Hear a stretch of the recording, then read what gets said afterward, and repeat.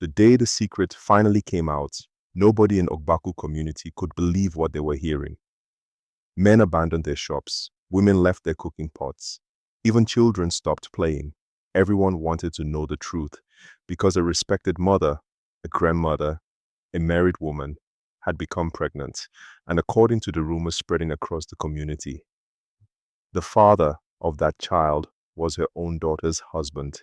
How could such a thing happen? Why would a mother betray her own daughter? And what could possibly be worth destroying an entire family? To understand the answer, we must go back to where it all began. Chief Emmanuel Okafor was one of the richest men in the community.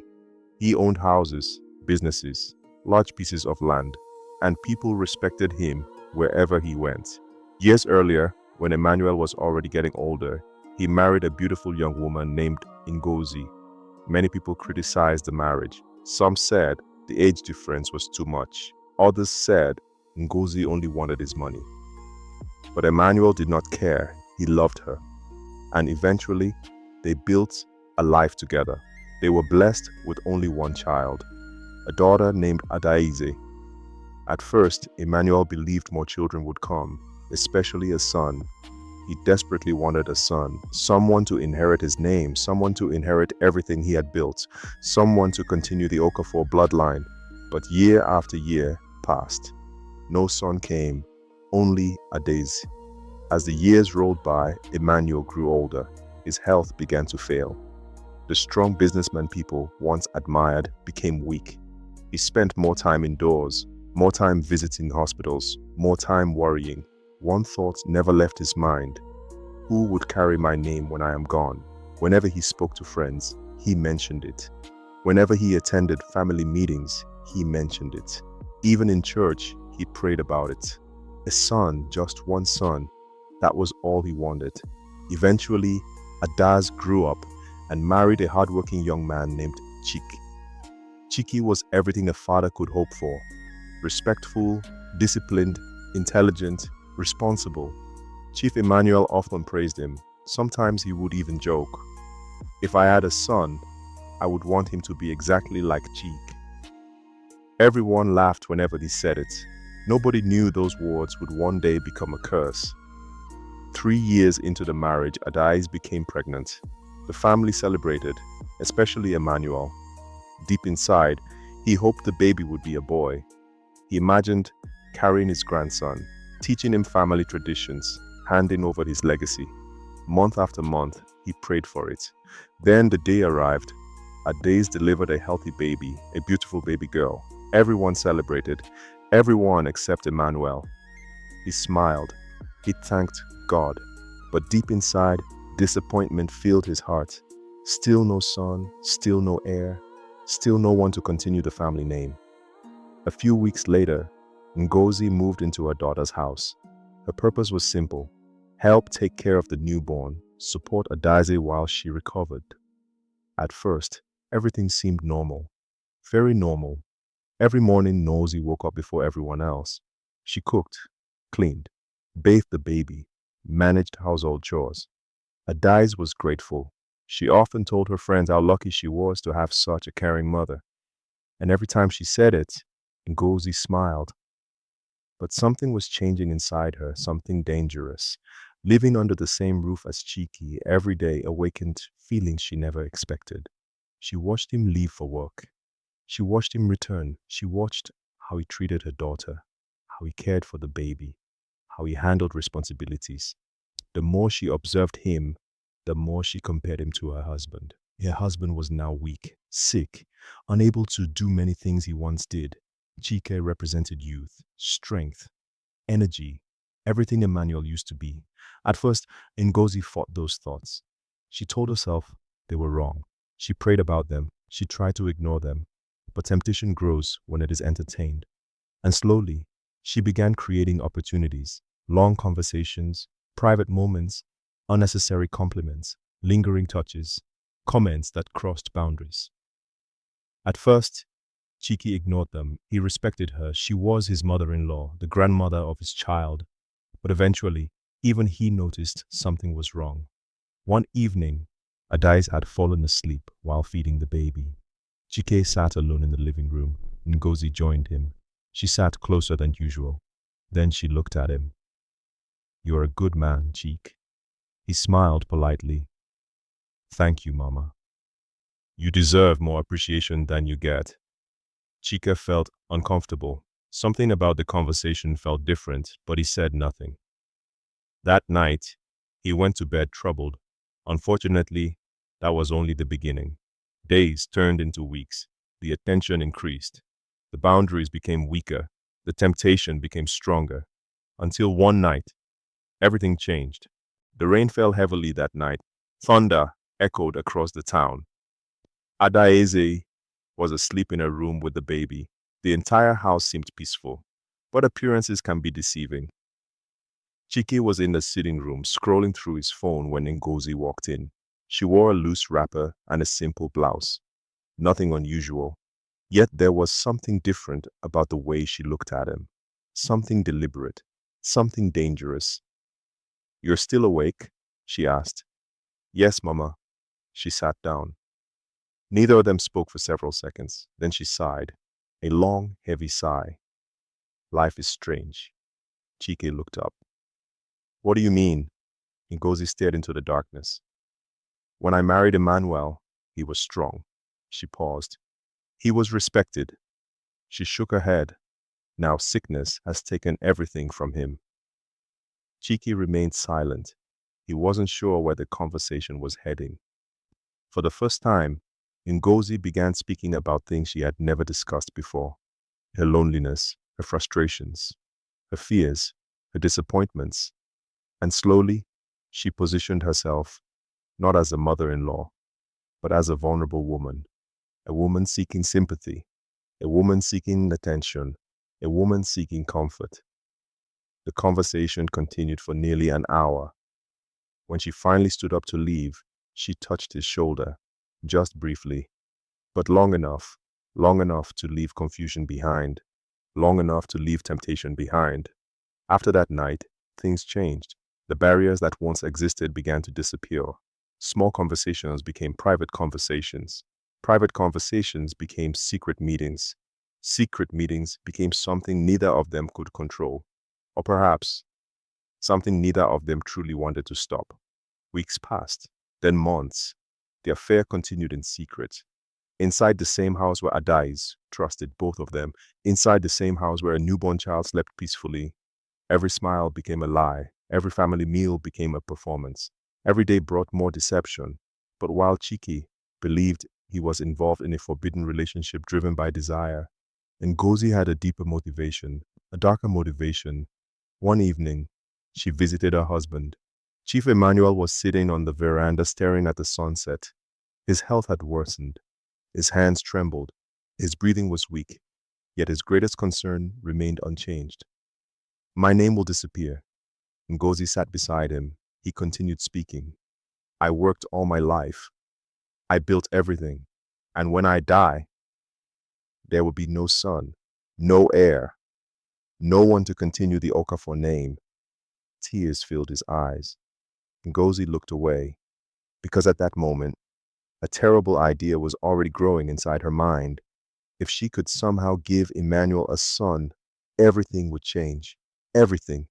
The inheritance, the family name, the legacy, the respect, the future. And unlike Emmanuel, she was still young enough to become pregnant. The thought terrified her, but it also tempted her. And once the idea entered her mind, it refused to leave. As weeks passed, Ngozi became obsessed, not with Chike, not with romance, not even with love. She became obsessed with one thing, producing a male heir, a son, an heir for Emmanuel, a boy who could inherit everything, a boy who could carry the Okafor name. The affair was no longer just an affair. It had become a mission, a dangerous mission. Then one morning, Ngozi woke up feeling strange, very strange. She felt dizzy, weak, nauseous. At first she ignored it, but the symptoms continued, day after day, until she finally visited a clinic. The doctor reviewed the test results, then smiled. "Congratulations. You are pregnant." Ngozi froze. The room suddenly felt smaller. Her heart raced. Her hands trembled. Pregnant. It had actually happened. The impossible had happened. As she walked home, fear and excitement battled inside her. This was what she wanted. Yet this was also the beginning of a disaster. For weeks, she hid the pregnancy, loose clothing, excuses, avoiding questions, avoiding attention. But secrets rarely stay hidden forever. One afternoon, Ades noticed her mother vomiting behind the house. Concerned, she rushed over. "Mama, are you all right?" "I'm fine." "You don't look fine." "I'm just tired." But Ades wasn't convinced. A few days later, she found pregnancy medication inside her mother's bag. Her stomach tightened. Her hands began to shake. Pregnancy medication. For her mother, that couldn't be right. Could it? The next morning, she followed her mother. And what she discovered changed everything. The clinic confirmed it. Ngozi was pregnant. Adas felt the ground disappear beneath her feet. Pregnant? How? Her father was old, weak, constantly ill. The possibility seemed impossible. Questions flooded her mind. Then another question appeared, a question she desperately tried to ignore. Who is the father? For days, she searched for answers. Then one night, she found them, or at least part of them. She woke up to feed the baby. As she walked through the hallway, she noticed something unusual. Her mother's bedroom door was slightly open. Light spilled into the corridor. She stepped closer and heard voices. A man's voice. Cheek's voice. Her heart stopped. Slowly. She looked inside, and what she saw shattered her world. Her husband and her mother, together. The truth exploded before her eyes. Everything suddenly made sense. The pregnancy, the secrecy, the strange behavior, the lies, the betrayal. The room spun around her. She could barely breathe. Then she screamed. A scream so loud it woke the entire household. Everything was over. Edaz's scream echoed through the house. The baby started crying. Lights came on. Doors flew open. For several seconds, nobody moved. Nobody spoke. Nobody knew what to say. Ades stood in the doorway, tears streaming down her face, her hands shaking uncontrollably. She pointed at her mother, then at her husband. "You betrayed me." Her voice cracked. "You both betrayed me." Chike tried to speak, but no words came out. Ngozi lowered her head. For the first time, she had no explanation, no excuse, no lie, only shame. Adas grabbed the nearest chair and threw it across the room. The sound shattered the silence. "How long?" Nobody answered. "How long has this been happening?" Still nobody answered. The silence was answer enough. And somehow, that hurt even more. The following morning, the story spread through Ogbaku community like wildfire. By noon, everybody knew. By evening, everybody was talking. At the market, at the church, at the mechanic workshop, at the barber shop, everywhere, people couldn't believe it. Some blamed Chiki, some blamed Ngozi, others blamed both of them. But everyone agreed on one thing. The scandal had destroyed a respected family. When Chief Emmanuel heard the news, he refused to believe it. "No." He shook his head repeatedly. "No. My wife would never do that. My son-in-law would never do that." But deep down, he already knew, because the signs had been there, and now the truth could no longer be hidden. When Ngozi finally stood before him and confessed everything, the old man looked as if someone had stolen his soul. Years of trust vanished in a single moment. Years of love vanished in a single moment. Years of sacrifice vanished in a single moment. He sat silently, then tears rolled down his face. Not because of the affair, not because of the humiliation, but because of one painful realization.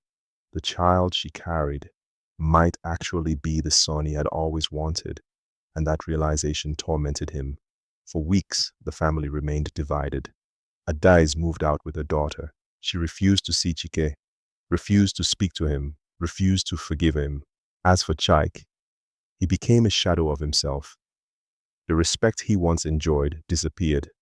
Friends avoided him. Neighbors whispered about him. Even strangers stared at him differently. He had destroyed his marriage, destroyed his reputation, destroyed his future. Meanwhile, Ngozi's pregnancy continued, month after month, and with every passing week, one question consumed everyone. Would the baby be a boy? The entire community became obsessed. Even people who pretended not to care secretly wanted the answer. Because if the child was a boy, everything would become even more complicated. Then the day finally arrived. Ngozi went into labor. The family gathered at the hospital. The atmosphere was tense. Nobody smiled. Nobody celebrated. Nobody even spoke much. Hours later, a nurse emerged. She looked around the waiting area. Then she announced the news. It's a boy. Silence. Complete silence. Chief Emmanuel closed his eyes. A single tear rolled down his cheek. The son he had prayed for, the son he had dreamed about, the son he had waited decades for, was finally here, but not in the way he imagined.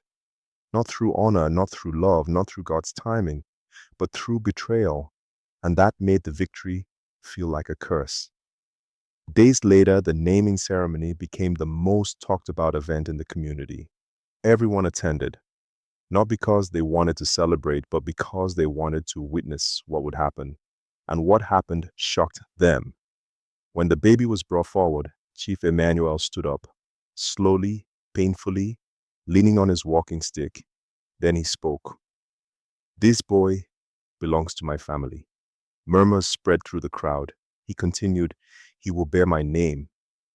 He will inherit what I have built. He will remain an Okafor. The crowd exchanged nervous glances. Then Chike stood up, immediately, without hesitation. No. The crowd gasped. Chief Emmanuel turned toward him. Their eyes met. This child is my son. The atmosphere exploded. People stood up. Voices rose. Arguments erupted. Some supported Emmanuel. Others supported Chike. The gathering became chaotic. Finally, one elder raised his hand. Enough! The crowd fell silent.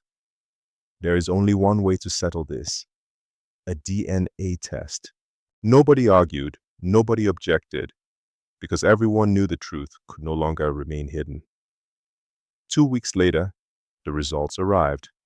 The entire family gathered. The elders gathered. Even community leaders gathered. The envelope was opened. The results were read.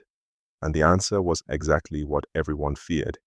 Chike was the biological father. The room became silent.